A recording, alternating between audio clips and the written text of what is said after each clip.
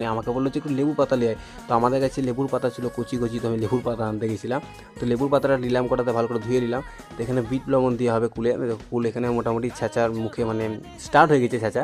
তো এখানে অর্ধেকটা সব মিসিংয়ের মধ্যে পেয়েছে, মিসিং বলছি সরি, এটা হামল তেস্তা না কি বলে একটা। তো এখানে দিচ্ছে আরও কুল আনতে গেল, মানে এখনও আরও হবে। তো এখানে ফার্স্টে এই কটা হলো, আরও সব কুল আনতে গেছে। আর লেবুর পাতা দিয়ে কিন্তু পুরো খেতে হেভি লাগছিলো, মানে একটা লেবুর মানে ফ্লেভারে একটা গন্ধ বেরোচ্ছিলো, তো সেই লেভেলের লাগছিলো। তো এখানে এটা হালকা পাতলার মধ্যে দিল, আরও মশলা পড়বে এর মধ্যে। তো প্রথমে ট্রাই করে দেখছিলাম যে কেমন লাগে। তো খেতে তো ভাই সেই লেভেলের লাগছে এটাই, মানে এখন কুল আনতে গেল আরও, মানে আরও হবে মাখনি, তাহলে ভাবো।